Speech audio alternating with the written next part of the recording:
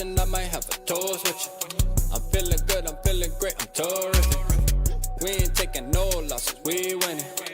Undefeated, check the percentage.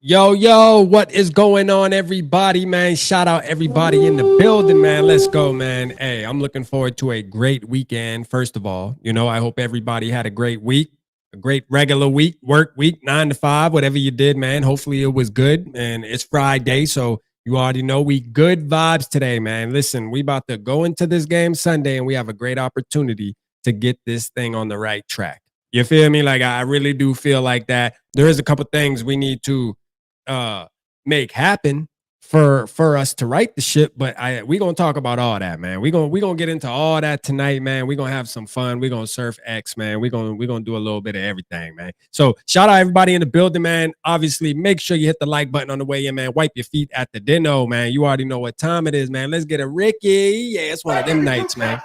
You feel me? As y'all see, man. Hey, look, man, we got the Moss picture hanging up behind me, too. Shout out to Queen Mary. Thank you, Queen Mary, for that. I love you so much for that Moss picture. That is my favorite. Shout out to that, man. Hey, look, man, shout out my boy Sodak, man. His picture, you can still kind of see it in the corner. I still got it some screen time. Don't worry, man. I got you, man. Let's go. Shout out everybody in the building, though, once again, man. Hey, my Skull Bro Ski in the building, man. Let's go, man. I see you, man. Jason, what's happening with you? Salif, Eric from New Mexico, Florinda, and Raquel. I hope Raquel had a great birthday. I hope she had a great birthday, man, for sure. Appreciate you tapping in as always, Eric. FT Maddie, what's going on? Cody, I see you, man. Shout out to you. JA, what's good? Purple Gang. Let's get it, man, for sure. We lit tonight, man. We lit tonight. All right, listen, I don't feel down on our team, bro. Like, I'm not now. I'm going to tell you. There's some craziness being talked about, though, boy, with this offensive line, and we're going to touch on that first and foremost, man. We're going to get to that, man. That's going to be the first topic. We're going to go ahead and get that shit out the way early. We're going to nip it in the bud quick. You feel me? Shout out my boy Two-Tone in the building, man. I see you, man. Shout out to you. Hey, let's go, man. My boy Purple and Gold Bars, man. Let's get it, man. Hey, he over there rocking that Madden. Shout out to you, man. Them streams fire, man. Hey, for sure. I'm definitely tapping into those. I'm digging it, man. Keep grinding. My boy is grinding. You hear me? He motivating me. Shit, he got me feeling like I ain't doing enough, man. Shout out my boy, man. Shout out T-Bass. He said, gotta stop the run on Sunday. No, that's a fact. That's a fact. We got to do that, man. We're going to get to that, too. Shout out Chevy in the building. I see you, man. Appreciate you tapping in as always. You already know that, man. Let's get it, man. Let's get it. Who else we got in the building, man? Who else we got in the dribble? What's good, Dribble? Hey, Dribble in the building, man. Shout out Dribble in the building. I see you, man. Appreciate you. Appreciate you as always. Let's see who else, man. I just want to make sure we get everybody that's in the building early, man. Joseph, what's good with you, Joseph? Appreciate you tapping in as always. Hit the like button, man. Let's get it, man. Let's get it, man. Let's talk about it. Wentz low-key carried my fantasy. Holy, boy, hey. I don't know what your fantasy team looking like, boy, if you had Wentz carrying your fantasy, brother. Hey, Roddy, man. Hey, if Wentz had to carry your fantasy, brother, we need to meet. You know what I'm saying? We need to get together and maybe do a community draft for you, man. No, I'm just tripping, man. Wentz, he did have 350. I ain't gonna lie, he did have 350 though. Straight up, man. Let's go, man. Let's go. Hey, listen, man. So the first things first, okay? First things first. I want to talk about this offensive line, bruh. Look here, man. I'm a little. I'm not gonna say scared, but I'm a little worried. Let's say that. Worried is a better word. Worried is a better word for this. I'm a little worried due to the fact of, bro, we are down to the damn studs. All right. First of all, we start out the season with everybody but Darrisaw, and we're like, bro, once we get Darrisaw back, we gonna be on track and ready to go. Okay. And now we get Darrisaw back, and now we got a goddamn makeshift offensive line. God damn.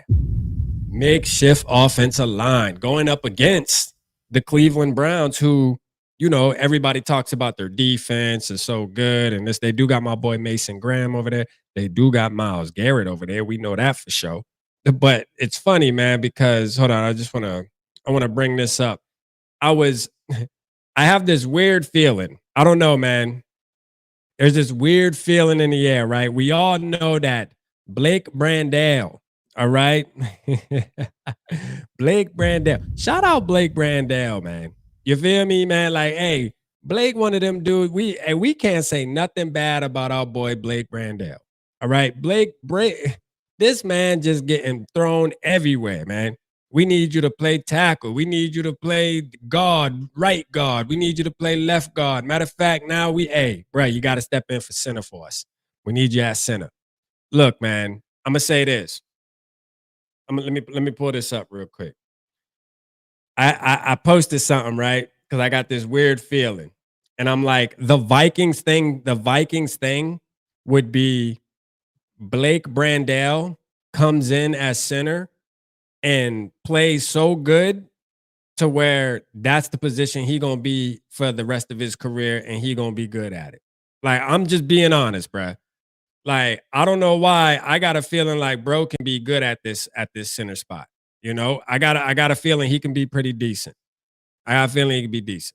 All right. Now, let me scoot over. Let me get right.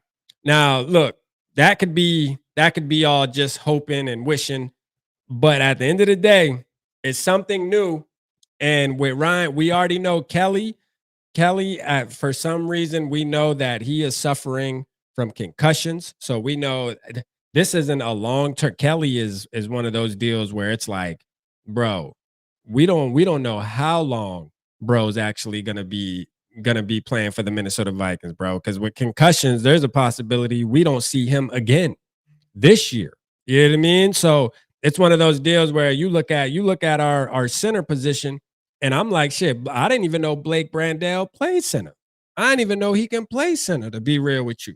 My boy is versatile. I think this is exciting for me. I know some Vikings fans are like, oh, damn, bro, like this might be a disaster. I'm thinking it might be all right, bro. I'm drinking a purple Kool-Aid. Shout out Norris, man. I'm definitely drinking. I'm drinking it. Hey, look, man, I'm looking for the silver lining, man. The purple lining. You know what I'm saying? I'm looking for the purple lining. Shout out Barber Fade up in the building, man. I see you, man. Shout out to you. Let's go, man.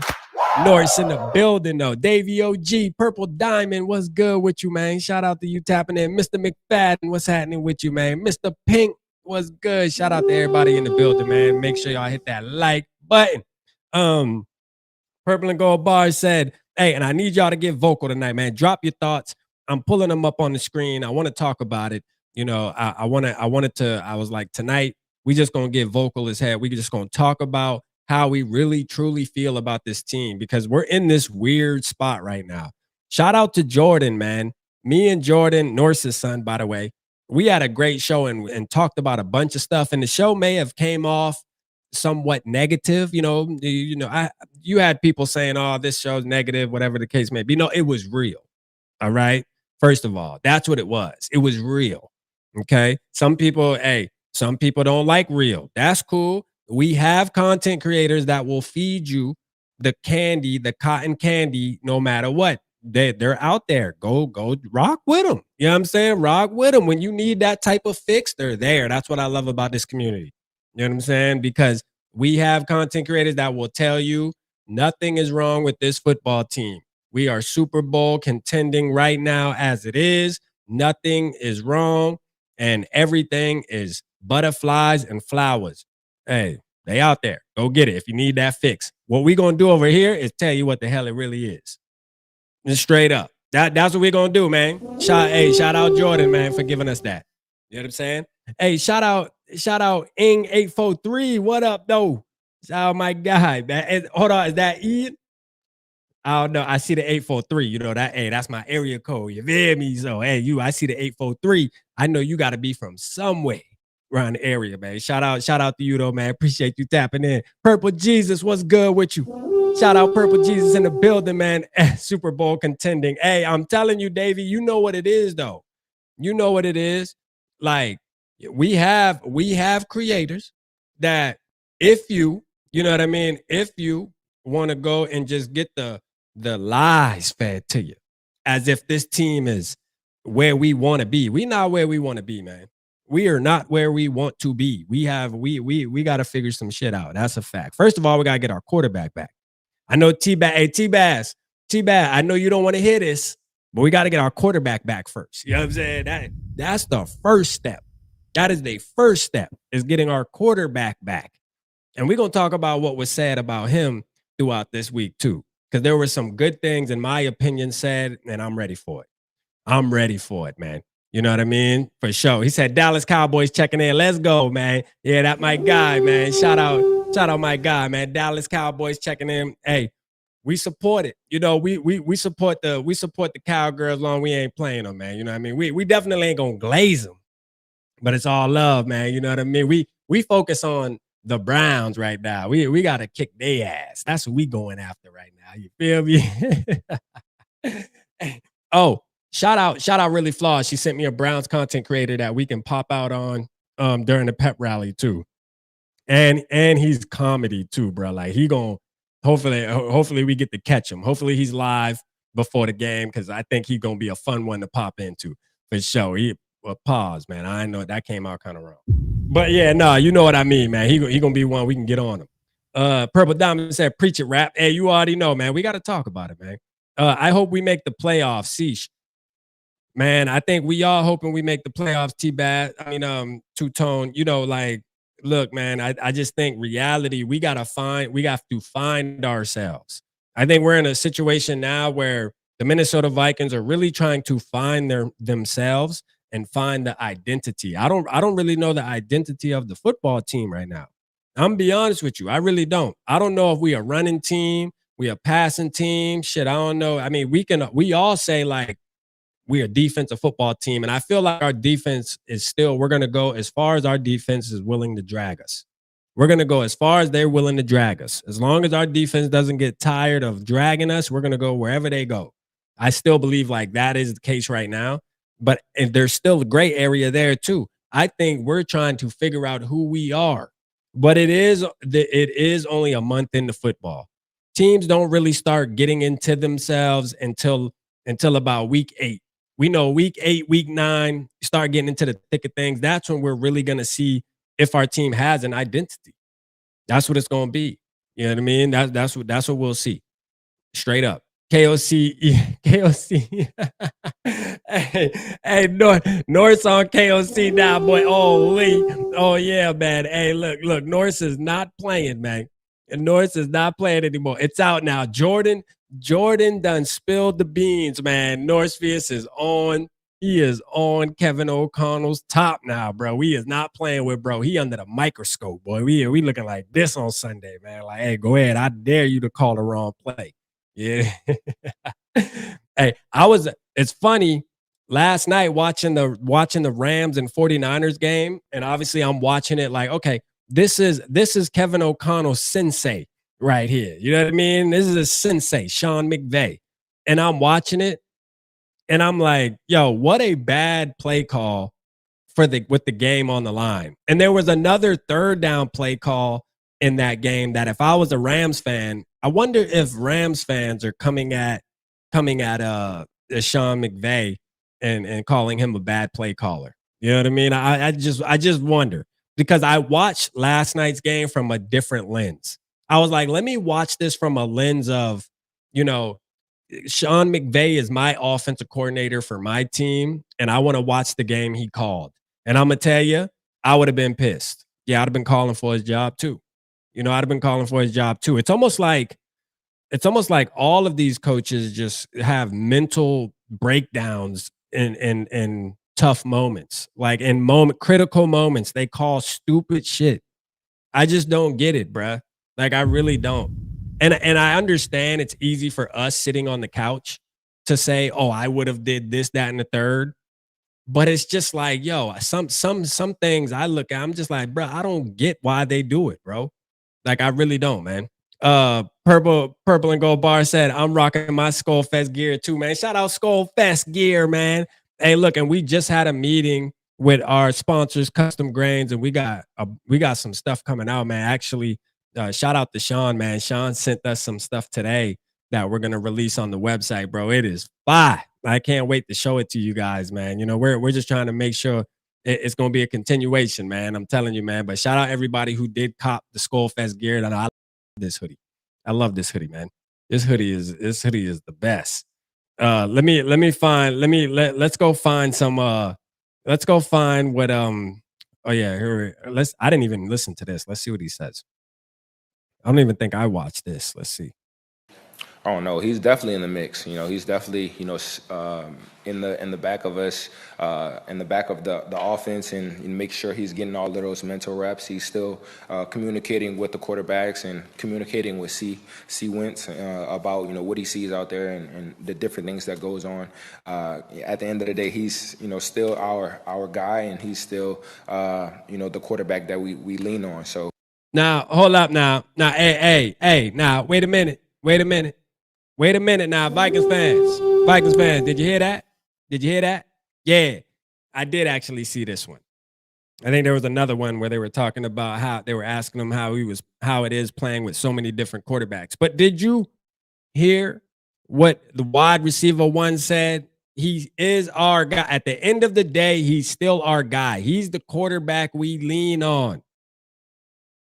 I mean, I think that answers. I'm bringing it up like that and emphasizing it like that because I think that answers the question of, is JJ McCarthy going to be starting when he gets back? Absolutely. Absolutely. You know what I mean? Like, I don't even think there's a debate. I think Carson Wentz is temporary. He's going to play this week right here, and then shabang shaboom. We will see number 9 come back after the bye week, rightfully so, and I'm here for it. He is our guy, man. It's time to start rallying. Listen, Purple Gang, it's time to start rallying behind our young quarterback and hope that he's the future quarterback of this franchise, including T-Bass, man. T-Bass, it's time for you to start rallying too, man. Let's go, T-Bass. Let's go. Yeah, man. Yeah. It's time to start rallying, man. Shout out Justin Jefferson. He's definitely have to be in there mentally, physically. And he definitely can't sit back and just watch and go through the motions. Just like I was in training camp, he still have to be, he's a valuable part of this offense. So he has to be in the mix as much as possible. Let's go, man. Let's go. Hey, I agree 100%. 100%. He has to be in the mix, man. What do you do if JJ gets creamed against the Eagles? I mean, shit, man, I feel like you gotta keep riding. I feel like you gotta keep riding, Davey OG. Like if he goes out there and he gets dominated by the Eagles, like as far as, and this is another thing too, I just think we got to make sure we're evaluating it as, is it JJ the issue or are the Vikings just not good this year? I think that we got to make sure we putting context to it too. All right, because during that Falcons game, the context got lost. It got lost that week, man. And I know how it is, man. And you know what?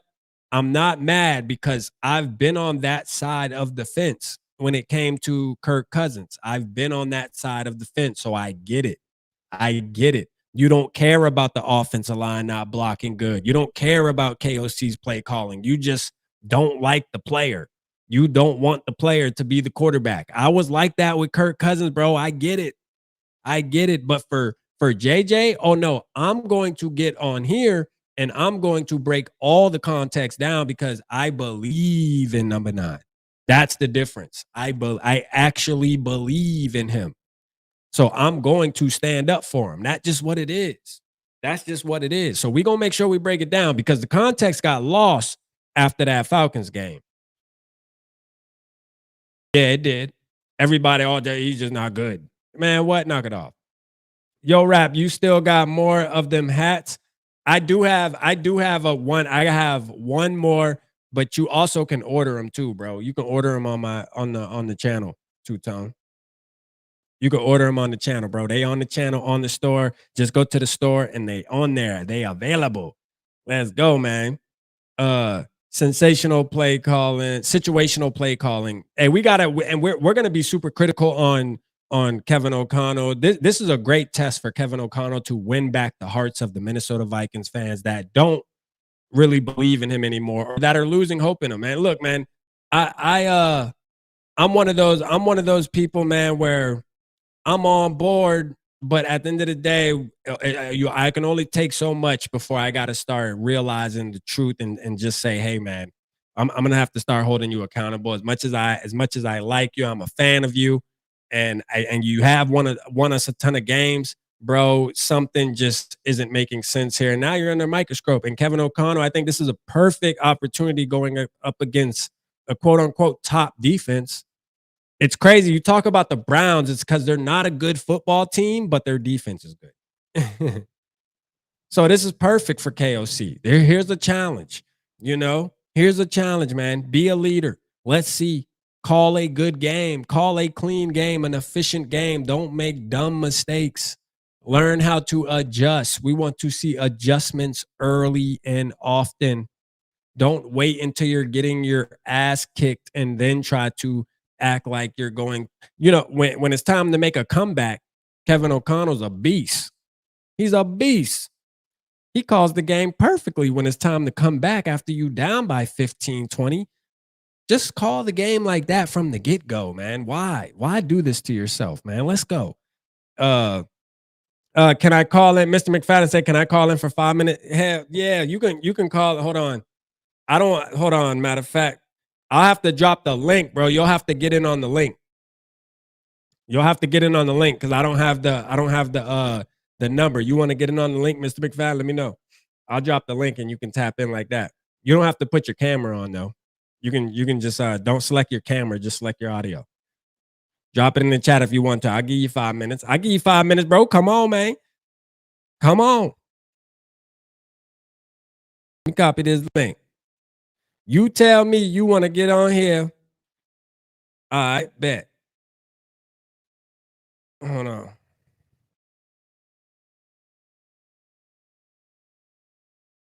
All right, there you go. Hit that link right there. It's going to ask you to allow your camera and your audio. You don't have to allow your camera if you don't want to. If you want to, you can, but just make sure your audio is selected though, so we can hear you when you come in. And let's go, man. Let's go. We're gonna get us a special guest here tonight. Let's see what Mr. McFadden got. Let's see. Yeah. Let me see what everybody talking about, man. Appreciate y'all getting active in the chat too, man. Hold on, let me make sure my shit look like it's getting real choppish out here. Let me see, man. Hold on, real quick. My bad. Let me get off the video. Where it is. All right, hold on, McFadden. I'm coming. Hold on, bro. I got you. All right, we can hear you, man. Let's go. Hey, you hear me? Yeah, we hear you loud and clear, man. Hey, I'm trying to figure out, like, why do these people want Wentz? Like, it's some people that really want Wentz to be our starter, man. I don't understand that. Bro. Like, we have a young rookie quarterback, man. He ain't a rookie, but, man, it's going to take time. Let JJ be JJ, man. Like, JJ basically was saying, when JJ get back, he going to be our quarterback, man. Ain't nobody rubbing no Carson Wentz, man. Thank you, Brad. Ain't nobody worried about him. That's what I'm saying. Like, listen, all we doing is dealing with it because we have no choice but to deal with it on Sunday. That's it, because we have no other choice. I seen a report, man. You got people want to put Max Brosmer in. They want to put Max in. They'll kill Max Brosmer, man. They'll kill Max. I feel the same way. They'll eat him alive. Hey, I like Max Brosmer too as some future project or whatever the case may be, even if his ceiling is QB2. But like you throw Max Brosmer out there, man, that game gonna be so ugly, boy. Yeah, man. KLC, man. KLC play calling, man. I'm a big KLC fan, man. He our coach, but his play calling, man. His play calling is getting kind of crazy, man. No, it is. Yeah, it is. Is. Like 3rd and 3. He was sending 4 verticals down the field. Why are you sending 4 verticals down the field? Just get the 3 yards. Like, he killed a lot of drives like that, man. He killed a lot. You got, bro. I ain't gonna lie, we had Randall Moore would have been like the perfect gadget player, like the big jet sweeps and stuff with, bro. We got JJ, Addison, Hockenson, Thielen.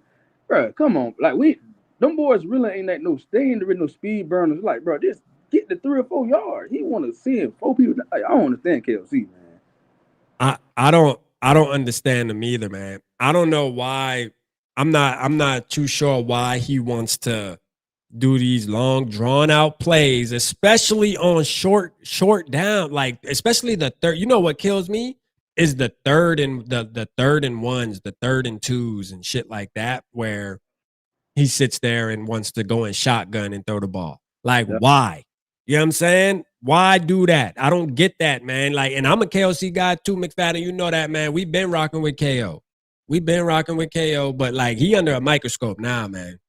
Now he under a microscope, bro. I'm paying more attention to it now. Now, and it sucks too, because now I just get more irritated now. Now when he do, because we know he gonna do the shit.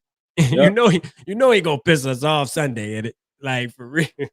He was doing it. He was doing it with Josh Dobbs, Nick Mullins, Jerry Hall. He do it. He do it with every quarter. He don't adjust. He's the one to run long developing plays, man. He got to quit doing that, bro. It ain't working. It ain't working. I'm telling you, man, it definitely isn't, man. But I'm looking forward to this challenge coming up on Sunday, playing a top defense in the Browns. And we gonna see, man, because this whole week, I feel like I've been talking about KOC more than I've ever talked about him, as far as in like a dim light. You know what I mean? Because I'm usually always hyping boy up. But like now, we gonna see, man, because it's gonna get worse and worse, bro. Like if he messes this up, bro, like because the truth of the matter, how you feel about the game? Like how do you feel going into the Browns game? Man, I ain't gonna lie. I think if they start Joe Flacco, they'll beat us. I think the only reason we'll win that game because they finna put in a rookie. I think Flacco would have beat us. We got 3 linemen hurt, man. Man, they finna kill Wentz, man. Wentz finna hold that ball. They finna kill Wentz. They finna kill Wentz, man. You got Wentz. You got Wentz. You got Wentz getting his ass kicked, did it? Man, I got three of my best friend Eagles fans, man. They've been saying the same thing about Wentz, man. Wentz hold the ball. They finna kill Wentz, man. I think we because Brian Floyd gonna get some turnovers. That's how I think we're gonna win. Yeah. Hey, Davey, chill backstage, Davey. I got you. I'm gonna pull you up next, bro. Just stay there. Yeah, no. So who do you and I want to talk about real quick with you, McFadden, man, is like what are your expectations for JJ McCarthy when he come back, bro? Like and I know me and you, we know, bro, we gotta give him time, right? We gotta give him time. But like what do you expect when he comes back? Man, I just want to see JJ come out and just be decent, man. He can throw 21, 24 pass, throw a touchdown, throw 2 touchdowns. I just want to see him be decent. It's gonna be growing pain, JJ. I understand that. I don't expect us to win a Super Bowl this year. Like, bro, my expectation was it's getting even we win 8 or 9 games, man. I'm cool. We got a really a rookie quarterback, man. He got to grow. I'd rather see JJ grow and our season be okay than see Wentz come in and win 9 games and JJ sitting a whole nother year, man. Nobody want to see that, man. Who want to see that? Nobody want to see that no more. Bro, that's my biggest thing is who wants to sit here and watch Wentz? I said that same thing, McFadden, like, I don't know, 3-4 shows ago, where I was like, we know what the hell Wentz is going to bring us. Yep. At most, we gonna win 8 games, bruh. Yep. At most. We know this. Why do we want to go through that season? I'd rather win 8 games with JJ. You know what I mean? And pay dividends with the developmental reps. That's what I'd rather. I mean, shit, we on the same page, man. Our fans love the old washed up veteran quarterback. I don't know why. It's our first top 10 quarterback, bro. Just give it time. JJ gonna be good, man. Like you can see it, bro. He make the big boy throws. He just not getting protected. He actually make the throw. He athletic. He can run the read option. Like he actually make the big boy throw. He just not being protected. He's getting killed. We got deeper problems, man. Like we felt, and the crazy part is going into this year, we felt like we were built ready to plug in a young quarterback like a JJ McCarthy, and we felt like we can plug a young quarterback in now, and we can still be competitive.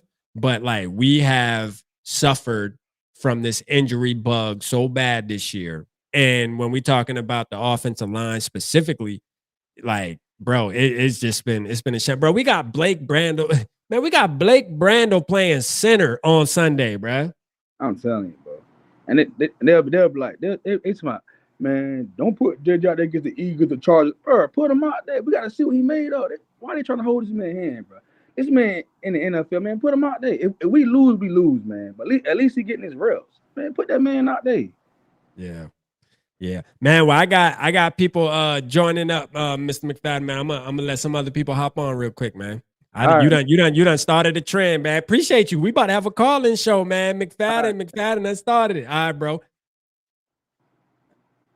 Hey, man. Shout out, man. Hold on. Let me. All right, he out of there. Let me get Davey on real quick. Davey. Hi, Rap. How are you? Long time no speak. Hey, I know, man. I'm not one to jump ship, but we have I got to be quite honest. We have a train wreck that's going right now, because we got injuries and we've got, free agents that are not performing. And one of the things that scares me on Sunday is we've got like second and third stringers that are going up against the seasoned Brown defensive line, and it's going to be basically like a sack buffet for for like Myles Garrett and the rest of those guys. And I'll be honest, I would rather have Carson Wentz in there getting pounded to the dirt than have JJ come in there. Hey, no, hey, you got a point there, though.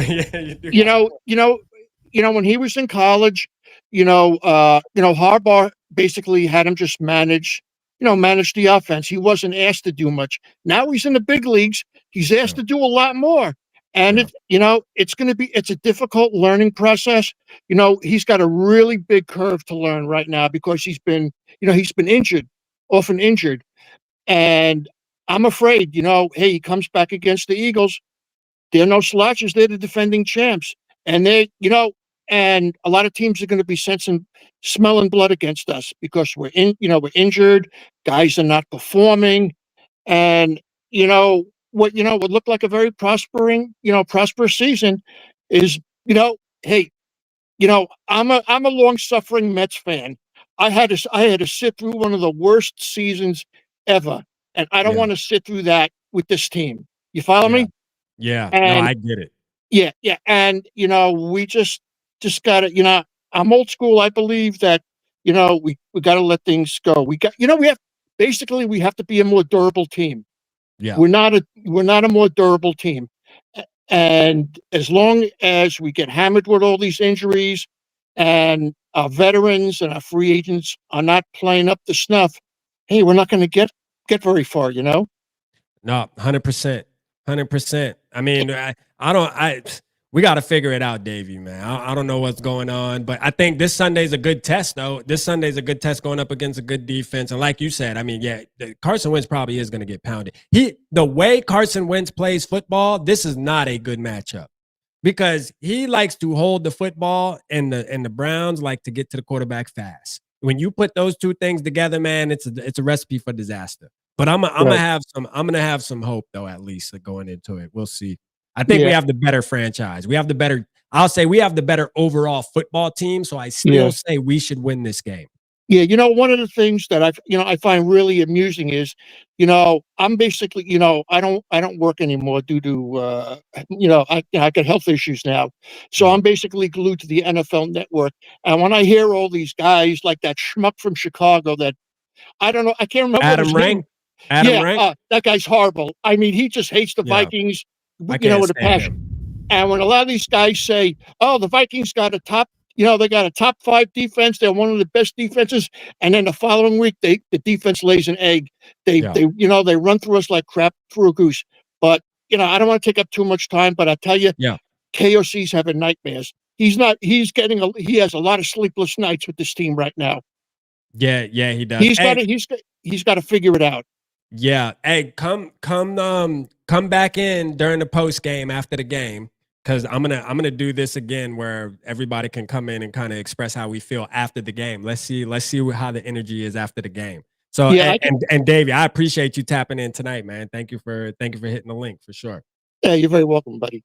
Yeah, I'll talk to you soon. Okay, man. All right, brother. Shout out Davey O'G-ski, man. Let's go. All right. We got the guy, man, the myth, the legend himself, man. Hold up. Let me get you on there. hold on, T-Bass. Let me change it because you're on camera. Oh, there we go. camera. T-Bass. Let's go, Thanks, man. man. Tell us how much you hate fucking JJ McCarthy and everything, man. Let's go. Well, first thing, thanks for having me on the show. Absolutely, Second, man. Appreciate you.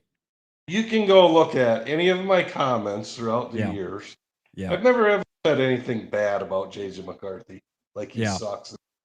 All I've stated is I want to see the kid play. Yeah. And 1 quarter of good football doesn't, one quarter. I've got to see more from him. Yeah. So this call-in is all about this. Yeah. I believe great people, great organizations, great teams, they celebrate their wins, but they focus on their losses and weaknesses. Nice. So with that said, going through this year and even into next season, because I don't think some of these things are fixable right now. One, we gotta get people in there that are run stoppers. I think that's going to be the Vikings' Achilles heel, no matter what the offense does later on in the year against good teams and in the fourth quarter games that are close, their inability to stop the run. There was plays last week when the entire line of scrimmage was pushed back 5-6 yards. The entire line, 5-6 yards, just pushed back. People are like, Redmond had an awesome game. He had 2 sacks. Well, he's the defensive tackle. He had 3 tackles, 2 were sacks. Yeah, but he was shitty against the run. So I know we don't use a true nose tackle, but you have to draft a guy that's good at both. You're not going to find those guys in free agency because they're kind of unicorn, and guys and teams are going to keep those guys that are good at both. So we have to draft well. JJ, his availability needs to get better. Hopefully he's done with the injury bug, and he's done.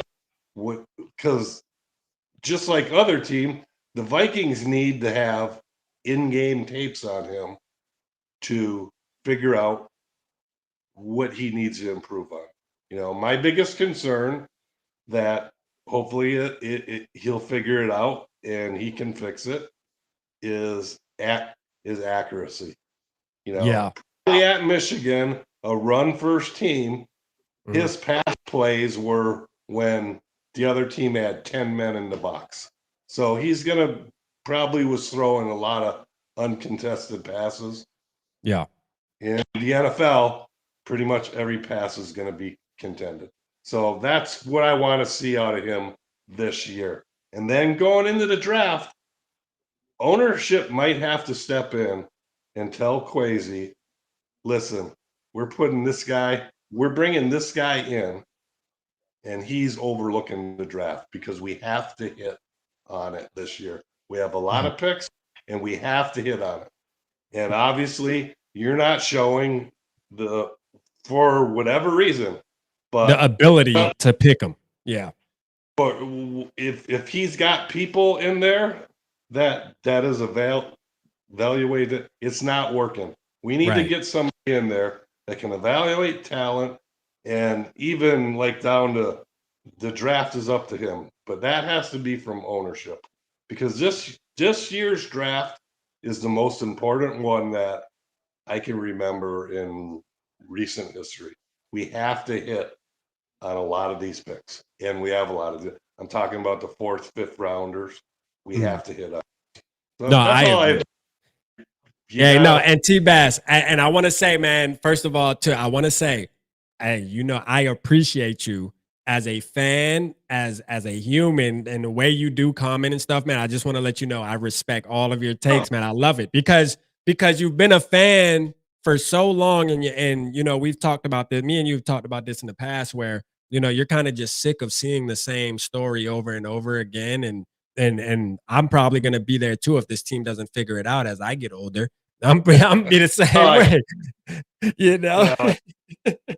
But I appreciate all your takes, man. You're super important, man. Thank you for always commenting and expressing how you feel. The other thing that I question about with all our injuries the last couple of years and stuff, seems like we have a lot of injuries. Yeah. I'm a firm believer that you have to get yourself in football shape. There's Yeah. being in shape, and then you have to get your body used to taking the bangs and hits and stuff. I wonder once the season starts and stuff, how physical the practices are, if they're at all physical, and if that's some because that might be something KOC takes it easy on the guys, and maybe Yeah. that's it's just maybe we're not physical enough in practice, but And you've that's always been, yeah, you real quick before you go though, T-Bats, because you've always been critical on Kevin O'Connell. And now as you see, I'm on board. There's a ton of people on board now. I've And always been critical of his adjustments in games yeah, and he's awesome at his scripted plays, and yeah. then it seems like once the other team adjusts, it's like, what do I do? And it's And so I frustrating. wanted to ask you how you feel about Brian Flores on that side too, because when me and Norse's son Jordan were talking about it, we kind of, got into this conversation of, well, Kevin O'Connell really isn't by himself with that because I feel like Brian Flores kind of has that same issue. I think at times Brian Flores gets focused way too much on blitzing. Yeah. Yeah. That's all. It's kind of like when Zimmer came in and that A gap blitz was the thing, and it was unstoppable. But 3 years later, everybody knew how to counteract that, and Zim was calling that A gap blitz, and I'm like, that ain't doing shit anymore. Come up, it ain't with working anymore, brother. Yep. and this NASCAR package, I don't know. It does he have the ability to adjust? Yeah. So it's just, Well, we'll All see, right. man. Hey, I appreciate you, T-Bass, as always, man. Thanks, brother. Thanks. Shout out T-Bass, man. Let's go. Man, shout out T-Bass, the OGs, man. T-Bass just sick of this shit, man. You hear me, man? That's just what it is, man. You can hear it. You can hear it, man. You can hear the passion, the frustration, ready for it to change.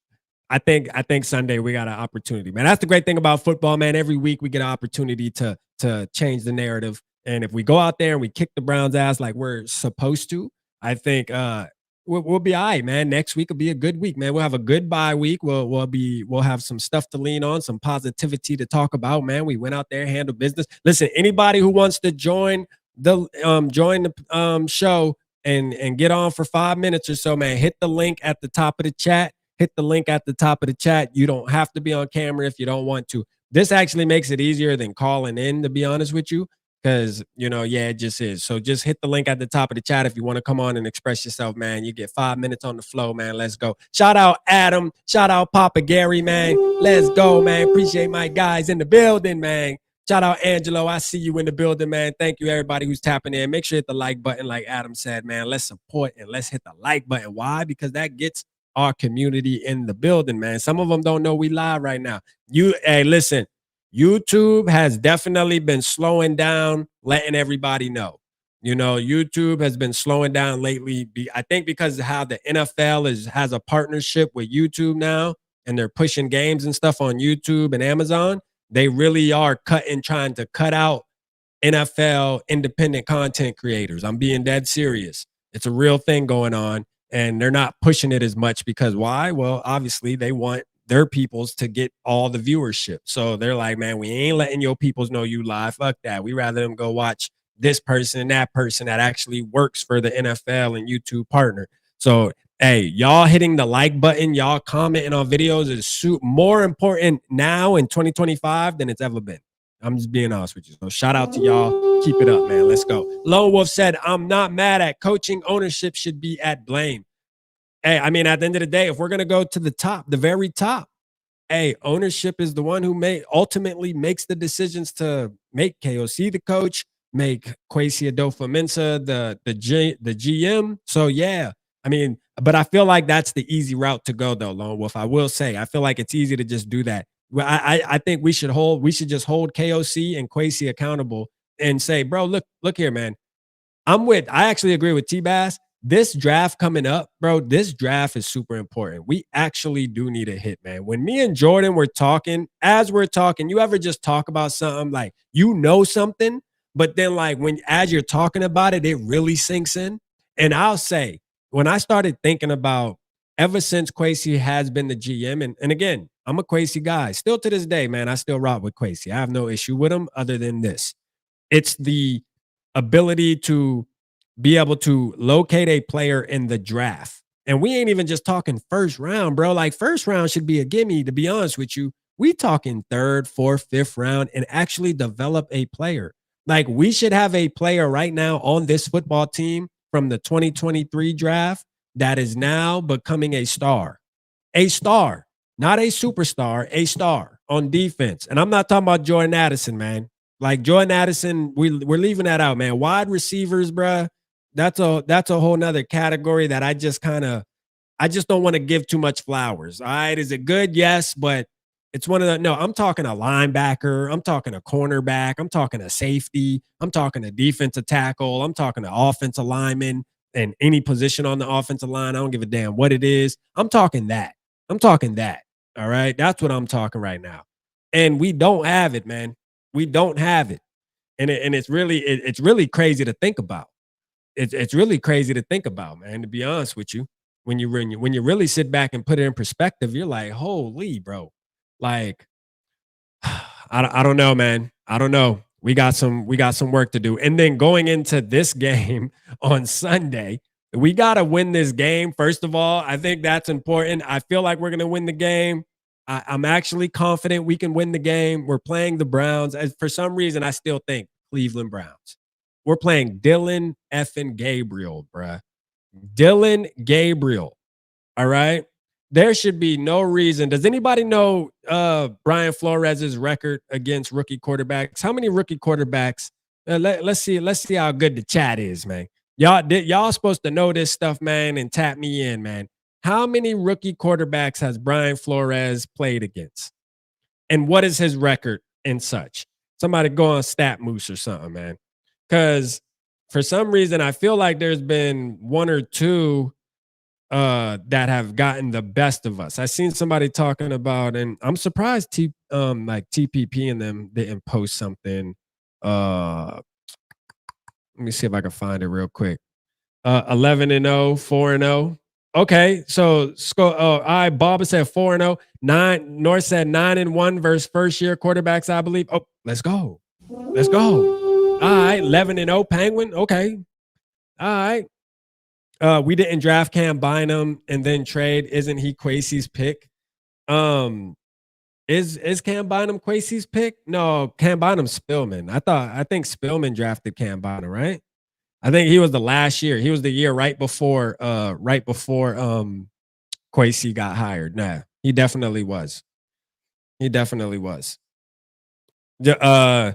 Your boy Caleb Evans was Kwesi pick. I'll tell you that. Caleb Evans was him. I could almost yeah. Caleb Evans was Kwesi's pick though. That's for sure. You know what I mean? But man, Kwesi. I mean, look, man.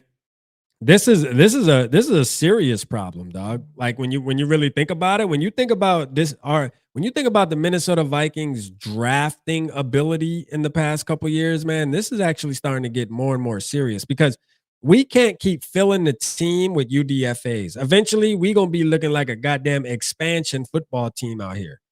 All right, we gonna be looking like the goddamn Houston Texans in 2000. We're going to be looking like the Carolina Panthers in 95. Yeah. We are like, eventually this shit is going to catch up with you, man. We got to be able to, grow some actual players in the building, not have to go out and get somebody else's player that they no longer want or no longer feel like they need to pay. So we got to step in and cut a check for them just to get them to play for us. We need to actually develop some players, man. That is something that I feel like absolutely needs to be on the agenda. And I would be curious to hear the meetings between Kwesi and goddamn the Wilfs and be talking about that. Like the Wilfs sitting back and looking at the players that have been drafted in the past 3 years and saying, yo, what the hell's going on here, man? Like, what's up? We got one fucking player, bruh. One. Because if you look at it like this, the way Ivan Pace's year has started off, right? The way Ivan Pace's year has started off, because remember, we were holding on to that. We were like, well, you know, Kwesi, he wound up getting Jordan Addison, and then you got Ivan Pace. Well, Ivan Pace is starting off slow. Now, I believe he'll bounce back, but still yet, though. I mean, we're talking about a UDFA. We're talking about a UDFA. We were giving Kwesi Jordan Addison and one UDFA. Like, that's not good enough, bro. Look at the Eagle, bro. The Eagles, man. I mean, the way they draft is, you need to take some notes. I know we don't like the Eagles, man. We not on the Eagles train, obviously. They're a low-key rival for us, just based off a couple of years of playing them and shit that went down in their city and all that. But man, look at the Eagles, bro. We definitely got to get better. Willie, he said we're sure singing a different tune now. Oh yeah, we singing a different tune. We're definitely singing a different tune. Let's go, man. We got purple and gold bars tapping in. Hold on, let me hide this. What's good, my brethren? Oh, just living the dream, trying to be man. the optimist that I am. Man, I'm glad you tapped out. I was hoping somebody hit the damn link. I'm like, shit, I'm trying to talk to the community, man. Get vocal, man. Hey, first of all, digging the shirt, man. Let's go. Digging the shirt. Let's go. Pick one of these guys. Pick one of these up, guys. If there's any shirts, freaking hats, hoodies, get them. It's a freaking awesome logo, guys. Let's go. I love it. Let's go, man. Appreciate you, man. So how you feeling? Bars, going into this Sunday, man? Let's hear it, man. I feel good because where other people see doom and gloom, havoc, they start feeling like the walls are falling in. I see opportunity. Okay. I see opportunity for these guys that have been wanting to get on the field for a long time now, to actually do something. I know that it's been difficult. I've been critical of Chris. Let's be real. As soon as you put me on him, I have definitely been aware. And I feel like he should have been definitely doing a better job of getting our O-line prepared. Like I said, I've been saying he needs to have, I don't understand why the backups didn't have like a game plan, and then a backup game plan, and then a backup to that, and then a whole bunch of different starting or different O-line combinations, so that you can at least try to spark something if nothing's going wrong. And it bugs me, right? But my train of thought is that when we look at it, it's going to be ugly on offense for both teams. Right. I just think it's going to look a lot uglier for them for more drives than for us. And so, heck, we might end up just beating them, just kicking field goals. I have no idea. But I'm happy with the fact that CJ Ham's going to be back. He's going to be hopefully adding another, a lead block for Jordan Mason. He's also pretty thick boy, so that pass protection or that blitz pickup, I feel comfortable with him trying to pick that stuff up, and so that's what I'm seeing. I feel like we're just gonna be able to do a little bit more in comparison, right? So they have a top 5 defense, we have a top 5 defense, so that basically neutralizes it out. They have, as bad as our Vikings offense has looked, it hasn't looked nearly as bad as the Browns. So then we have the advantage there. So it's just one of the things is that our dick's just going to be just slightly bigger than theirs, and we're going to end up freaking bending them over and freaking clapping those cheeks. That's just what's going to happen. I'm telling you guys, like, it's one of those things. Getting freaky on the stream. Okay. I downloaded Madden 26 and I ran my my first 26 stream, and I'm freaking rusty as hell on Madden. And I couldn't remember how to set up QB spies. I couldn't remember how to do half the stuff. And as a result, I let the Browns score 9 and 10 points in both games. But you know what? Yeah. I still managed to know enough and remember, and because our team is better, I was able to crush them, right? 27-10 and then 17-9. So that's what's going to be. It was ugly games. It was an ugly game. I'm not going to lie. So hold up. So you're saying we're gonna come out with a game like that, 27-10, or I've been saying 27-9 all week, bro. 27-9 week, all let's week. Go. It's just man. The thing is that our offense and their offense has been bad at times. We can't deny that. Yeah. Right? Yeah. But I feel like we're going to do just a little bit more than they do. And Right. that's really what's going to matter. This defense, they're both going to run havoc. They're Yeah. both going to come up with some crazy ass plays where both franchises are going to be like, Jesus Christ, we can't freaking stop this pass rush, or we can't stop this. This is looking horrible. Yeah. And then when, you know, we're just going to get that one extra drive in, or those 2 or 3 extra drive-ins that are just more productive than the Browns, and we're going to come away with it. On top of the fact that I feel like we're going to end up with like a pick 6 or a fumble recovery for a 6 or something like that. Yeah. So the defense will contribute with a little bit of points, and then Carson Wentz and the boys will just, you know, get enough done to get us, you know, 20 points. You know, who here in the building feels like there's a possibility that the longer Carson Wentz, you know, is able to really because there's this talk about, you know, KOC and Carson Wentz building a stronger relationship as they've been across the pond and being able to practice more as the starter, you know. So and who in the building feels like there's a slim possibility that Carson Wentz actually comes out and goes off on Sunday, you know, being that the more games we play, because part of me, and this is I'm always trying to be optimistic going into the game. Every time the game weekend comes around, I'm gonna try to sell some purple Kool-Aid. You feel me? Like that's my job a little bit, because I feel like we've been on a negative track for the past week, especially me just kind of feeling down, and when we lose, it's easy to feel like that, to be honest with you. But like going into the weekend, I have this sense of, hey, there's a possibility, man, Carson Wentz can come out and play good for this game right here, being that the more reps he gets to, because I think he needs I think reps are important to him too, as far as, because he was sitting behind, he was like what, third string on the Chiefs or some shit. So it's not like he was playing a lot of football. Maybe he gets back up to speed a little bit on top of getting more comfortable in KOC's offense, which that's a whole nother story. You know what I mean? Talking about KOC's offense. But I mean, look, man, there's a possibility he can come out, man. Does anybody in the building feel like Wentz could come out and be a dog on Sunday, man? How you feeling about that, Bars? I think that he's got a really good chance in the first quarter to take advantage of them, because they're the ones that traveled this week. We've already been in the UK. We've acclimated. We don't got any players struggling with jet lag or stuff like that. That has definitely been reported. Remember the last 2 or 3 years after the international games, people were like, why is everybody coming out here and looking like soft and not and just like sluggish? And it's not till the third quarter or the fourth quarter that we get an actual good game going, right? Yeah, we get that small advantage. So I think in that first quarter for the scripted plays, when they just don't have the legs and they haven't kind of shook that off, that's when I see our defense just being a little bit quicker. I just see our you know, Carson Wentz just being a little bit more ready for it, right? And being able to get the ball out quick, right? We got to remember that as good as that defense is, and as a generational talent that Myles Garrett is, like every team game plans their whole strategy when they play the Browns around what Myles Garrett is doing. He's one of like 3 modern players in the last like 10, 15 years or something like that. It came out last year in an article where offensive coordinators have to game plan around him, right? Yeah. And it's basically the same strategy.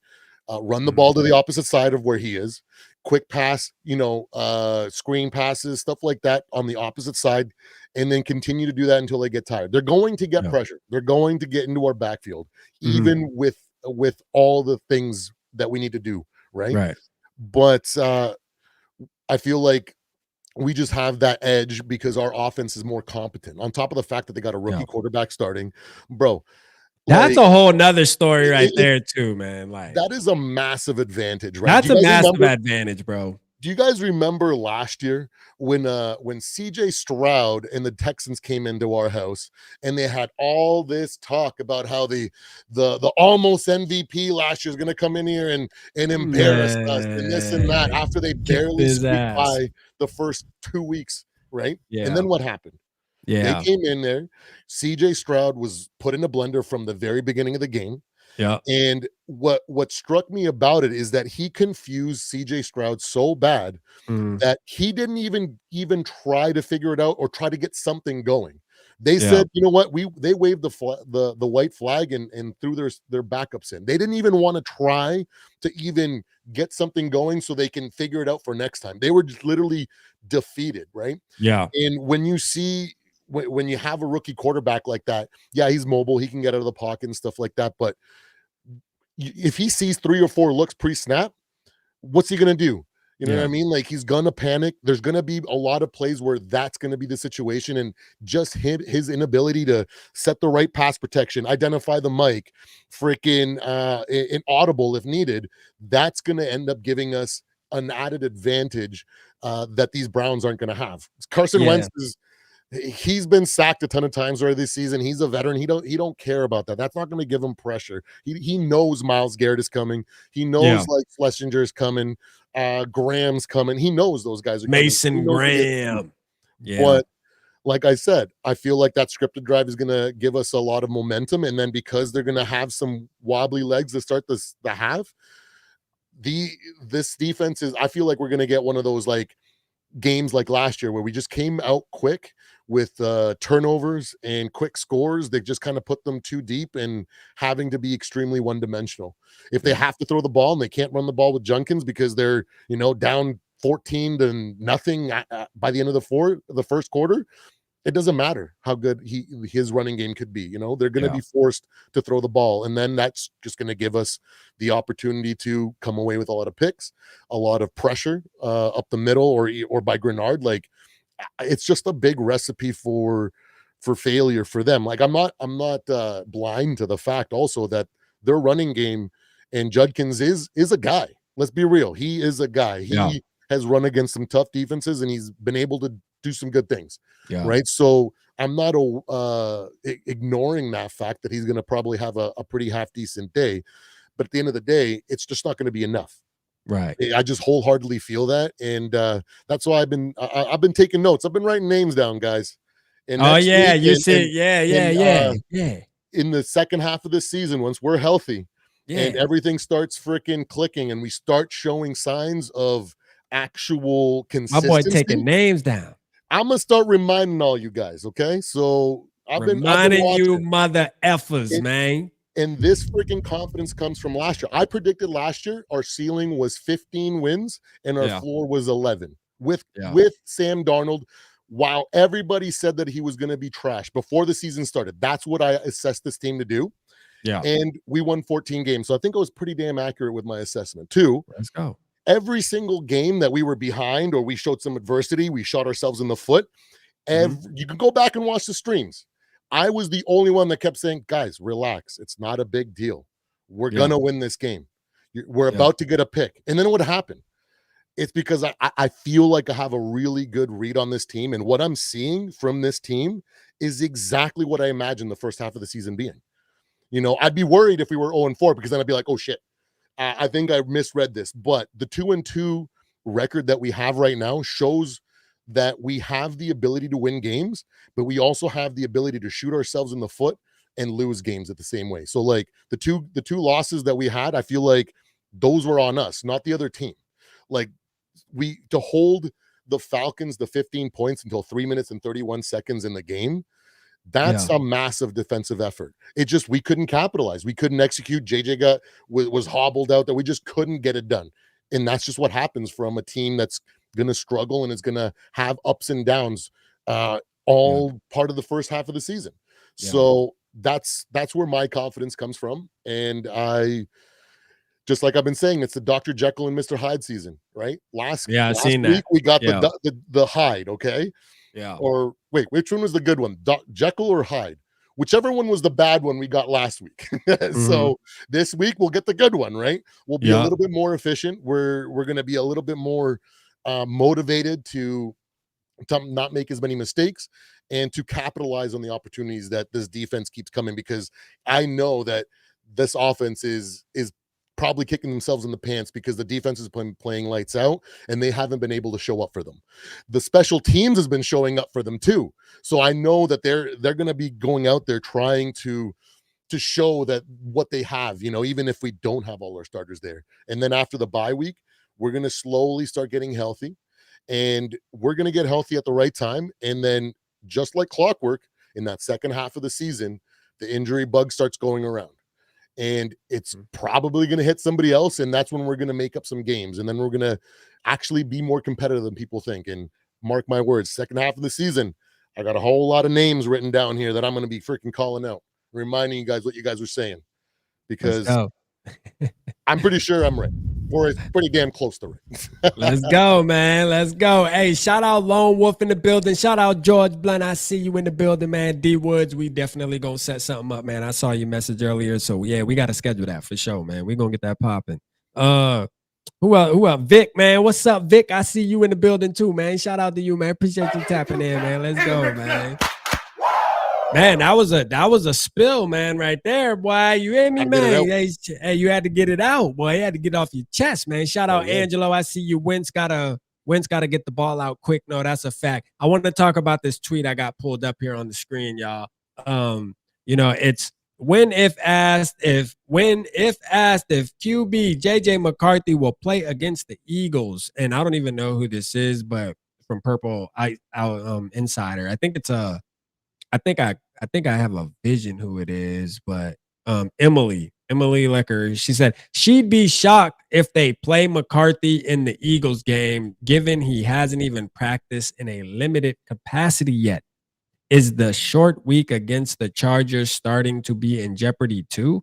Like that. So, and I wanted to talk about this, and this was something I touched on at the beginning of the show, just about how I think this is a crazy take from Miss Emily here, and no disrespect to her though, but like, I mean, if we're gonna go off based off what she's saying, we're talking JJ McCarthy not playing until like week, so he would miss next. He would obviously, it's a bye week. He's not playing Sunday. Bye week, wouldn't play that Eagles game. Then also wouldn't play the Chargers game because it's short. So we're talking about whatever games after that. Nah, bruh, that ain't happening, Emily. I'm sorry. You know what I mean? I think JJ is going out there, and they are going to meet.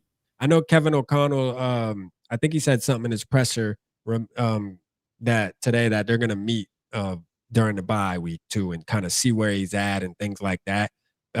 We need JJ back sooner than later. I know we keep beating that dead horse, but like we need to make sure we beat it, because it's something that needs to happen. I truly feel like that, and I think Justin Jefferson kind of ended the rumors of.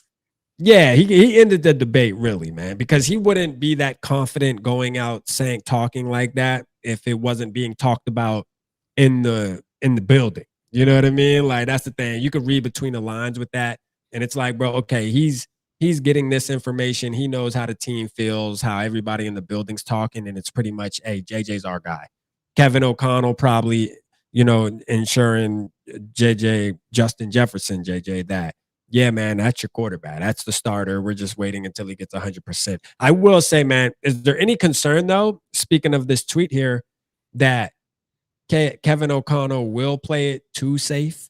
Because we do know Kevin O'Connell he has a history of, if you're 100% healthy, he damn near makes you wait 2 more weeks. Yeah, it's you true. know what I mean? And I hope he doesn't do that. He's overly cautious with that. Yeah, 1,000% he is too, and it'll play a factor on the health of the O-line coming out of the bye week. But the thing with the high ankle sprain, I don't know if you guys watch basketball, and I've seen high ankle sprains in the gym and had to rehab them for clients in the past.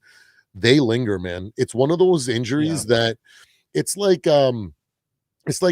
pulling a quad or pulling a hammy. The reason why it freaking is so hard to heal those is because it's so difficult to rest them, because you're always using them, like even when you're trying not to use them. Yeah. Right. And so that's why it takes a little bit longer. Sometimes that's why you get so many different predictions. Oh, it's going to be 2 to 4 weeks. It could be 4 to 6 weeks. You know what I mean? Because it's different for everybody. And I know they had said that they were going to try to get JJ some practice scout reps, or just running the practice, the scout team this week. Yeah. So I'm not sure. I didn't get a chance to follow up on that. And if he did, that means he's on a good timeline. And it's going to be difficult to make that decision until right into the heavy part of the bye week. If on the bye week prior to the Eagles, if he is a full participant in every single practice, he's going to start at that point, because if he can do that, then the ankle injury is going to be behind him, right? So it's a really tricky, like, I understand why she would say that, because it's that injury in general is so unpredictable, and like you said, our coach is extremely cautious when it comes to that, on top of the fact that if the O-line isn't 100% yet, like, it might just be smarter to let Carson Wentz take the beating. But at the same time, I'm with the mindset, if he's ready and he's healthy and he's got a full week of practice in there, or healthy, like, and he's cleared, he's gonna have to face a team of that caliber sooner or later. So might as well just rip the Band-Aid and let him experience it. And let's just make sure that we do our best to scheme up good protection and get some good play calling, so that he's able to roll out and get the ball out quick and not have to deal with a lot of the tackles or people getting in behind, you know what I mean, the behind our O-line, right? So behind in the backfield. So it's rough. I totally get both sides of that, though, but I feel like he should be ready by after the bye. I think so too. Right here, man. A win against the Browns will improve the odds, but as of now, the 2-2 Vikings have only a 24% chance to make the playoffs, and that's according to this. All right, this is according to this, but 24%. How do you guys feel in the chat with that 24%? I think that's kind of crazy, being, and obviously they probably use like our remaining schedule and all that, and the win-loss record of the remaining schedule. They probably use all that to weigh in on it. But 24%, god damn, that seemed pretty low though, man. I don't know if I agree with this. Man. This is kind of nasty work. It is weighted, right? Like, if you do a traditional, like, non-weighted prediction, like, because there's different types of formulas that you can do to kind of predict this kind of stuff. And I know the NFL uses a weighted scale because they care a lot about how many are like above 500 or winning or potentially like playoff teams in your that you're facing, and so they weight those differently. So it's, because if not, it'd probably be a lot higher than that.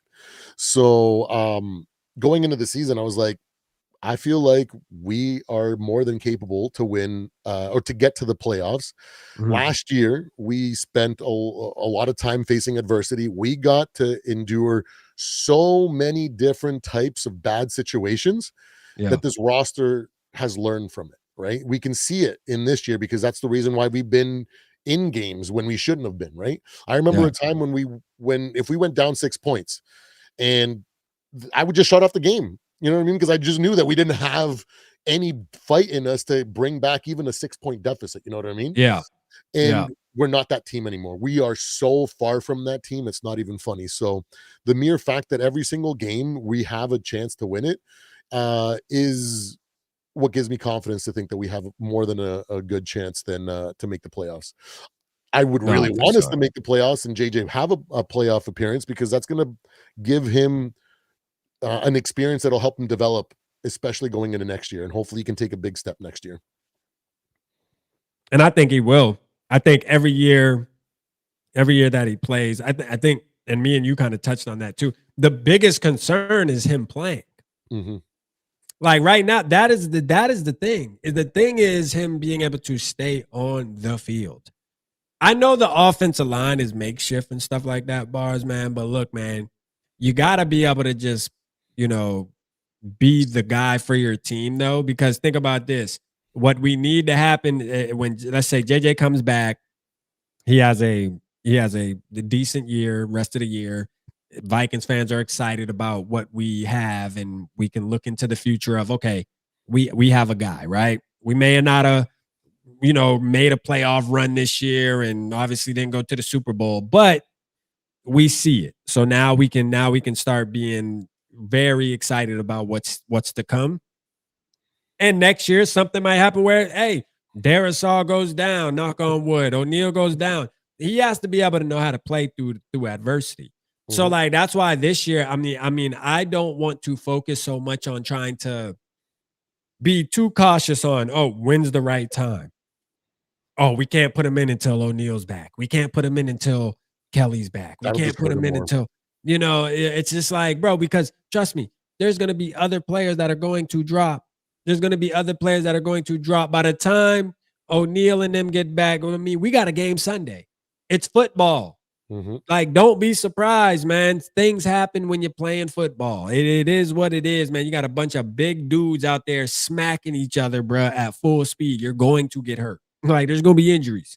And we may lose an impact player this Sunday. Like, and then what is it? Oh, well, don't put him out there. Yeah, knock on wood for sure, which I do have a wood desk. You know what I mean? Because of that, do you not want to play him? Like, you got to play him with whoever we have out there, in my opinion. Now, you may feel different about that, because maybe you feel like, hey, because I think I heard you touch a little bit on it, but like, I say, play him regardless of what the situation is. Okay, so we are on the same page on that. Okay. I don't care because guess what? What happens is that all these lessons that we learned this year, what happens in maybe a year or 2 years from now when we're actually looking like the team that we imagined ourselves to be, and then Darisaw goes down, like you said, or something else happens, and we're just littered with injuries. This time, dealing with this now is gonna play in their head and be like, oh yeah, and they're gonna learn. They're just gonna take these lessons forward because good teams find ways to win, and we've found ways to win 2 games where we probably shouldn't have won, right? And we well, maybe not the Bengals game. Actually, that was basically any one of us could have won that game. Freaking just I could have been the quarterback. I could have been the quarterback. Every sack and never moved. Hey, real quick, Bar. Sorry to cut you off, brother. Hold on, real quick. Shout out Prince in the building. Yeah, I mean, shout out Prince, man. I see you, my brother, man. Shout out to you and Cause and Effect, my guy, man. What's good? Make sure y'all at the pep rally, man. Prince, you gotta be at the pep rally this Sunday early in the morning, man. I know you gotta get up, man, because we gonna play both tracks, you already know, and we got us a Browns content creator. Thank you to Really Flawed, her being part of the AFC North community. She threw me a bone, man. You know what I mean? So we got somebody we be able to go over there and raid. But the pep rally, y'all already know, man. 8:30 in the morning, man. Be there and be square. 7:30 for you Minnesotans. You know what I mean? 7:30 for the Minnesotans. But tap in, I can't wait, man. But my bad, Bars. I just want to make sure no. You gotta shout out the top G's in this beat. Yeah, no, facts, man. Everybody in the chat a top G though. That's a fact, man. The whole community a top G, man. We all there, man. You know what I mean? I love this community to death, man. And I'm so glad they sit here while we talk our Vikings talk and express our feelings at the same time they express their feelings. I do like putting the link at the top of the chat. I think I'm going to do that for the post game, man. Hey, look, man, don't be afraid to come on and get vocal after the game on Sunday. I'm going to do a post game show, and it's going to be sponsored by Casino Tears, as it always is. Shout out Casino Tears. Shout out my boy 10 Ton over there. And with that being said, Purple Lottery, the question this week is, how many first down conversions will the Minnesota Vikings get?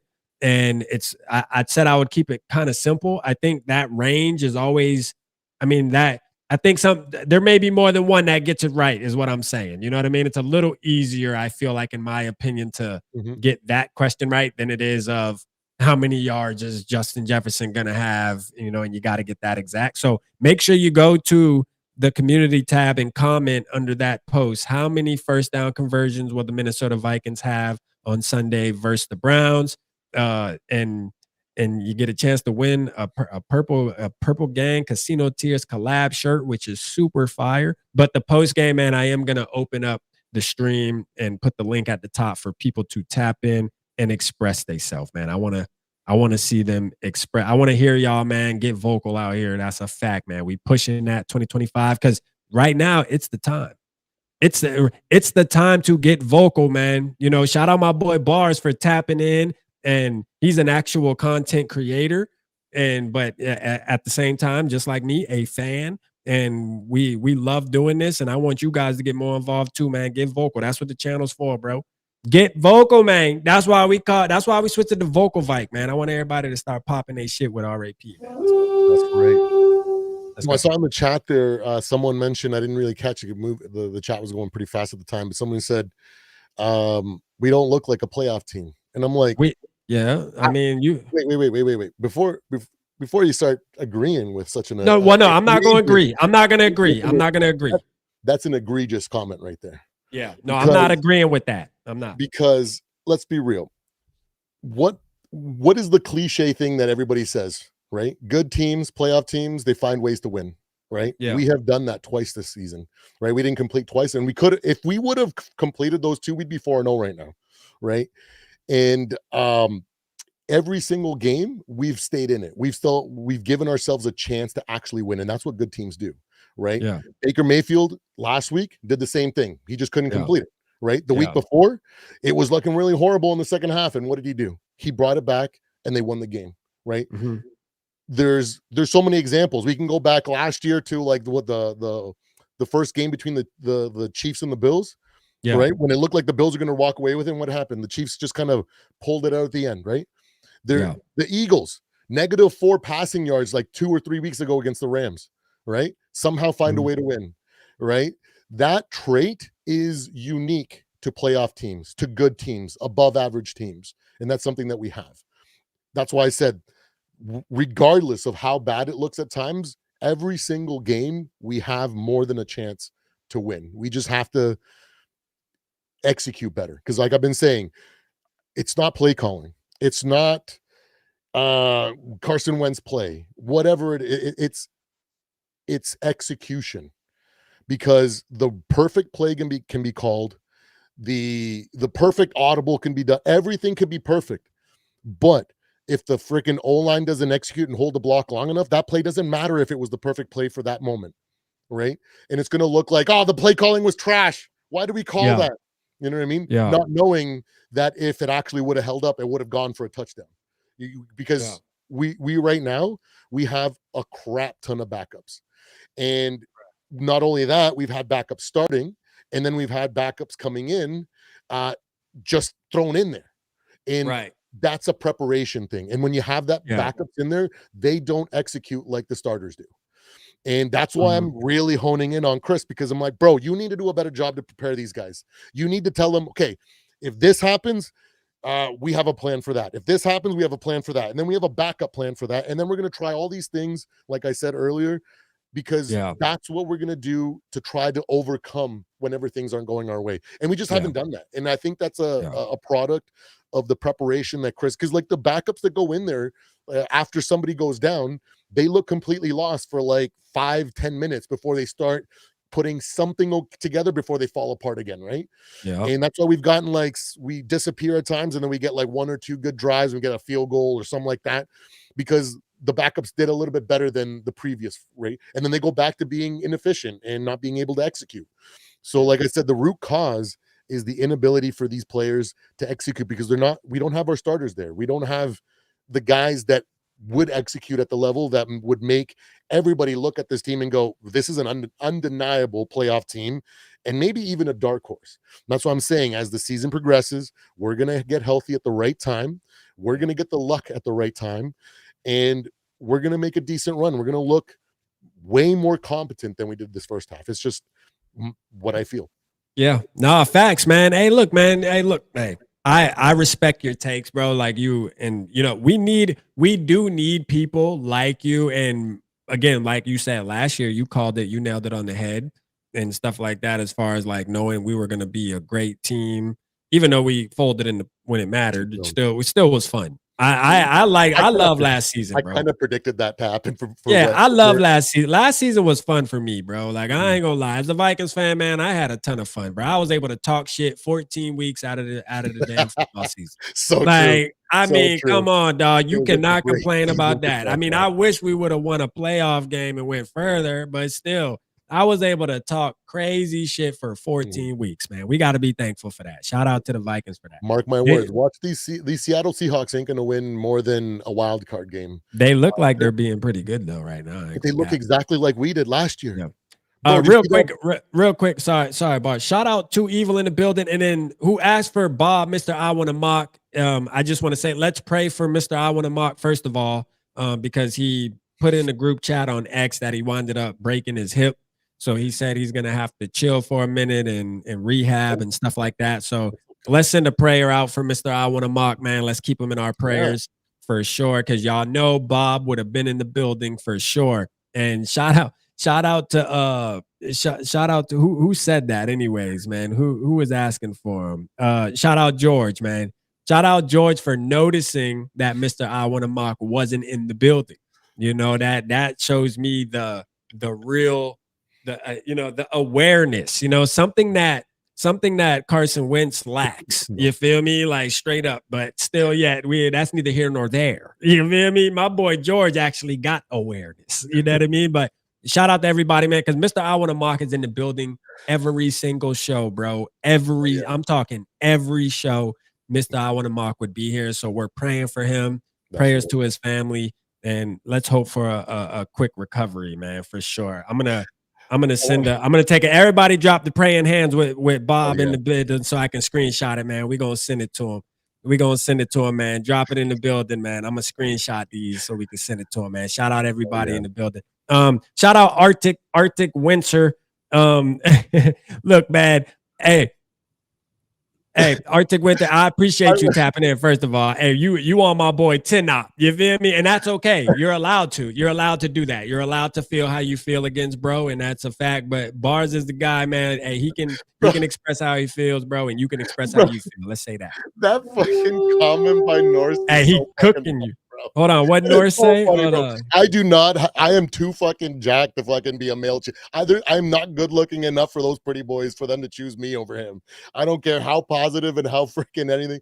They ain't picking me over those soft ass. Hold on, what did he say? Where's that comment at? He said, Norris said, it's just so funny. He said they should hire me as the male cheerleader. So as the man, like that.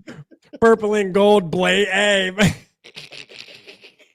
Holy, I just seen that, man.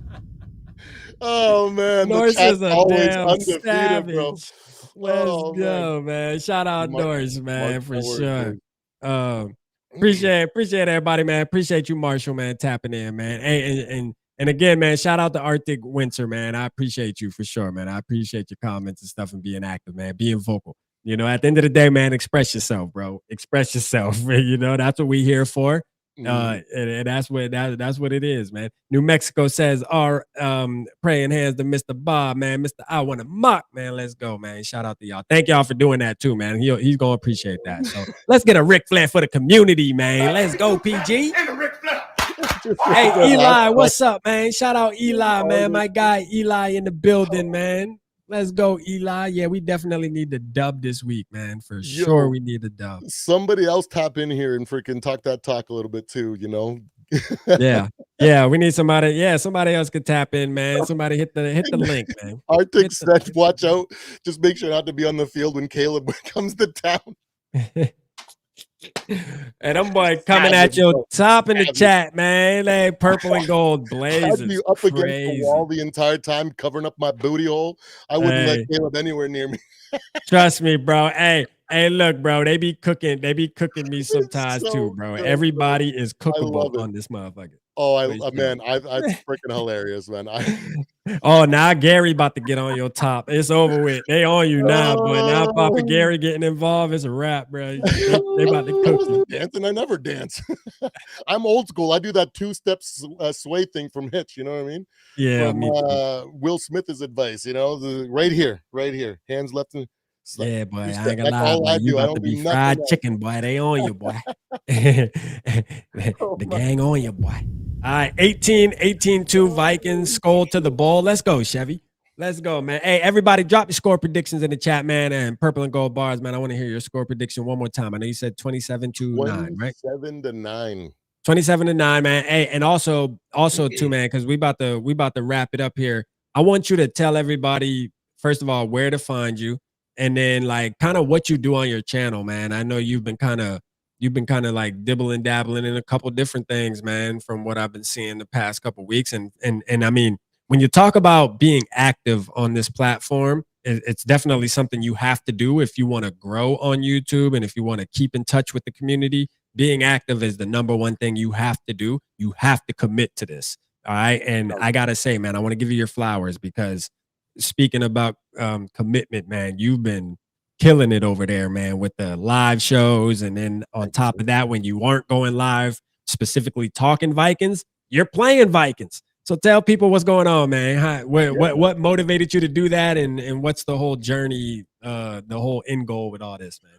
Well, you can find me at Purple and Gold Bars on YouTube, just like it's spelt there. Let me go find it. I'll drop it in the chat. Essentially, I'm just an optimistic guy. I always look at the glass half full, and I've always just been someone that tries to, like, I hate people being like sad or whatever. I've always been that guy that just kind of tries to cheer people up. Hate is a strong word, my brother. Try to make people laugh and stuff like that. So I try to bring that kind of aspect to it. I try to be as objective. My background is not like in sports like that. I have a marketing background, right? That's why I feel like I can do a really good job of predicting and data mining and trying to forecast a bunch of stuff. So I try to take that approach and look at because I've always been an outside of the box thinker. I never, every single time, whenever a question's asked or an answer's given, I give an answer that nobody ever thinks of. Right. And so I try to give you guys that. I'm trying to come up with a bunch of different things. I do a power rankings. I do weekly pick'ems on Wednesday evenings.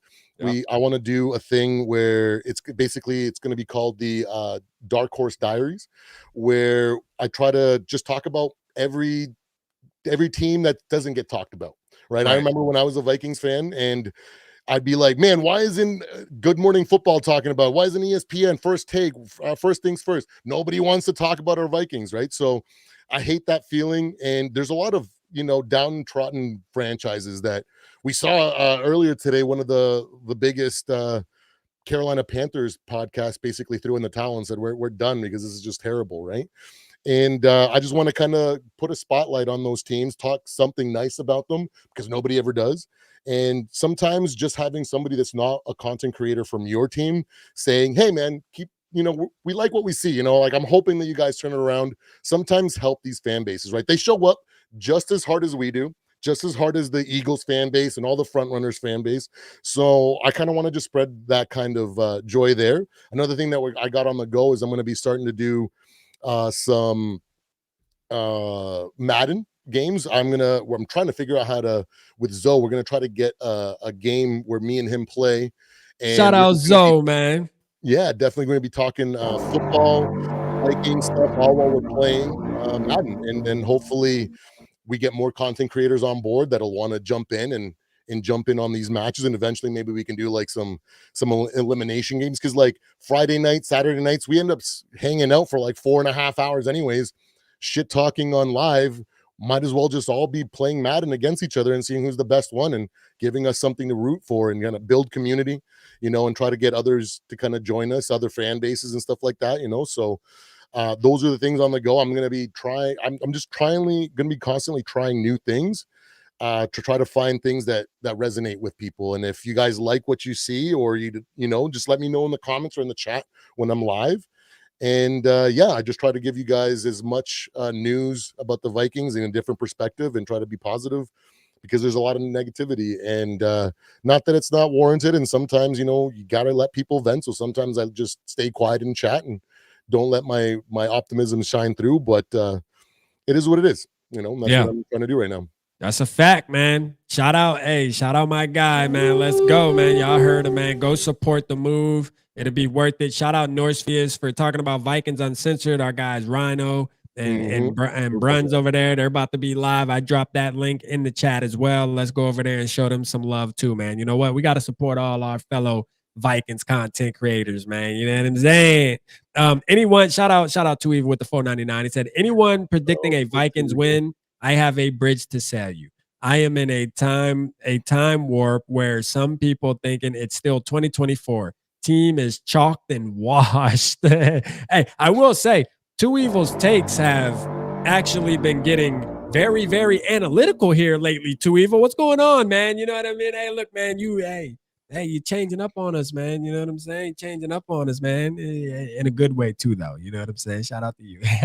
Hey, he said, hi, Rap. Great Great us from Germany. Caught you this time. Shout out to you, Alwyn. Shout out to you. Appreciate you tapping in. I saw your comment on the video too. Shout out Germany in the building, man. Let's give Germany a Ricky.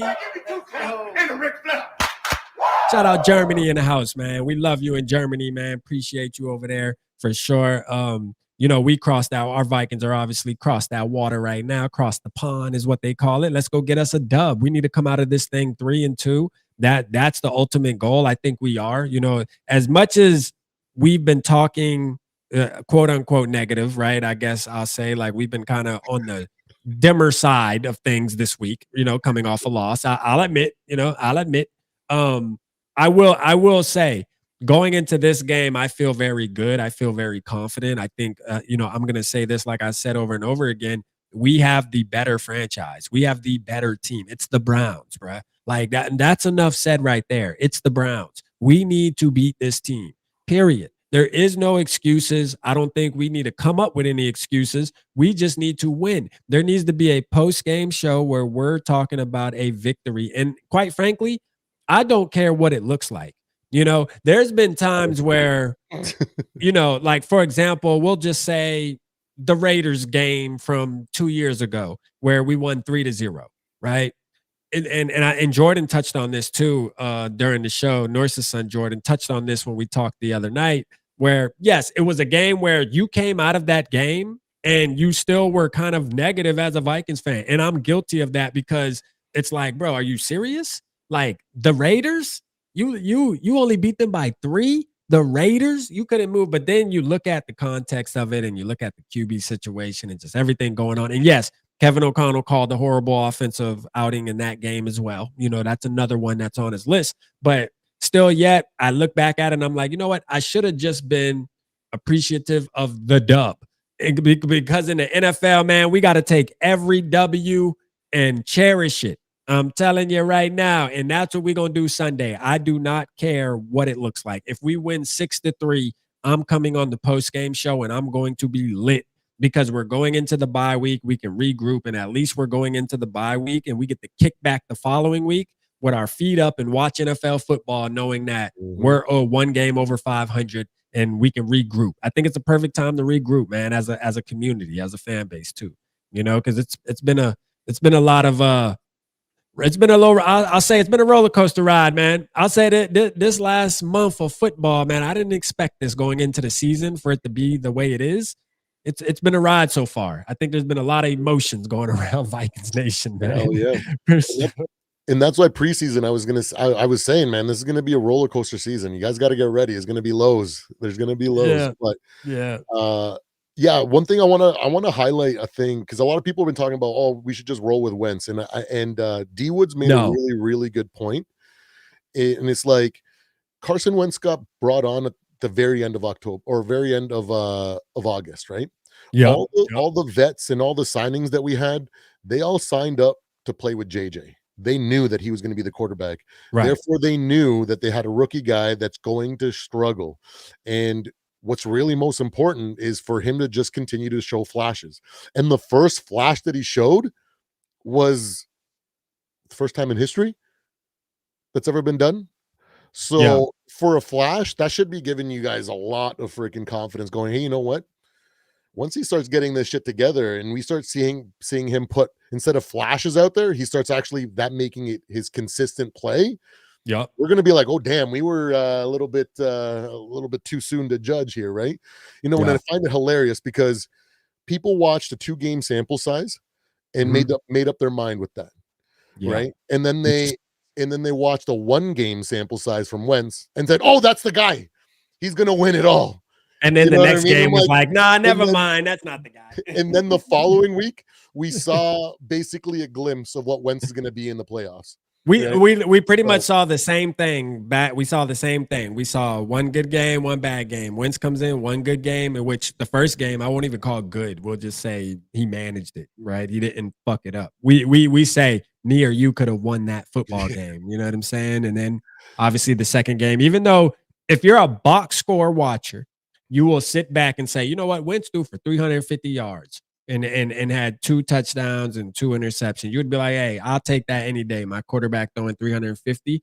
Bruh, the context. That's what I used to hate about people with Kirk Cousins, bro. Like looking at the box score. That's what pissed me off. You got people that aren't Vikings fans that don't watch the Minnesota Vikings football games at noon, or at 4 or at night. It doesn't even matter. And they just see the box score and they don't realize, oh, well, we were down by 2 or 3 scores, bro. They were playing fucking cushion defense, prevent defense, and he was able to just gain a extra 100 yards passing in the fourth quarter without even trying. It just didn't make sense. I hated the shit, man. It's the reason why I watched the game 3 times. The Yeah. first time I watched it in its entirety because I'm gonna full disclosure. When I watched that game the first time, there's a reason why I don't have my cam on when I go to like watch parties with people because I want to lose it too, bro. Yeah. You know what I mean? I have to mute myself at time and just scream and be like, what? But the second time I watch it, I take my emotions out of it. And then I start watching analytically. And then the third time I watch it, that's when I know I'm like, okay, I'm dialed in and watching what's actually happening. And I feel like I can get a better read that time. And then that's why the Monday show that I do, when I recap the game, I try to give you guys the full context, not just going off my emotions. I do give a post-game reaction, an instant reaction, but and that one's a little bit emotional. But the Monday, I go based off all the notes. I sit there with my iPad, and I usually don't take many notes the first time I watch it. I'm usually screaming at times and stuff, but and getting angry. But the second and third, I take a crap ton of notes, and I see all the little things that I go, oh, okay, so that explains why this is breaking down. Oh, that explains why this. Okay, I'm seeing more context to give me more confidence in my assessments. Right? That's why I'm confident in what's going on right now. The team is exactly what we're supposed to be right now. So let's go. It's going to be a good game. It's going to be it's going to be a defensive classic. Let's go, man. Well, hey, man, I appreciate you again as always, man. And this will be not the last time we get on and talk some Vikings football, man. So I appreciate you, man, as always. And hey, let's go get the dub, man. If you're not doing anything, man, tap in to the pep rally. One last thing. If you guys haven't been to Skullfest, start saving now. Start planning now. Want to go, trust me. The people there are freaking top tier is an understatement. You're gonna meet some of the greatest people, just gonna have a great time. And then if you can make it to the even if you just go to Skullfest and don't actually buy the tickets to the game, because maybe that's puts it over the top. Man, you're gonna have a wonderful time. It's incredible. You want to be there. Trust me. We had people flying in from Mexico. We had like 13 or 14 people flying in. Yeah, man. Mexico. It was freaking unreal, guys. You guys want to be there. Trust me. Start saving. Thank you, man. Yeah, thank you. I appreciate it, man. And you heard the man. Hey, Skullfest 2026 is gonna be a what movie? Even though we don't got Cam Bynum on the team, man. We taking that. That's our slang now, man. God damn it. Yeah. But no, I appreciate you though, Bars, man, for sure, man. And we will meet again, my brother. Hell yes, sir. Take care, man. Later. All right, listen, everybody, man. Shout out to y'all. Thank you, guys. Make sure, hey, shout out to you, Koch. Appreciate you, man. Hey, Jordan, he that dude, man. And you'll hear him again, too. You know what I mean? Hey, that's Norse's son, man. You know, hey, like father, like son, man. You hear me? So shout out to him. I appreciate you supporting that show, man. I knew that show was going to be a good replay type show. But I appreciate you guys. Love you guys, man. Pep Rally. Don't forget, Pep Rally is going to be at what? 7:30 Central Time, 8:30 Eastern Time, an hour before the game, man. Tap in. Let's get cranked, man. Let's crank it up. And then the post-game show will also be later that day, man. I will see y'all. Let's go get this W, man. And I'll see y'all Sunday morning. Holla at ya, boy.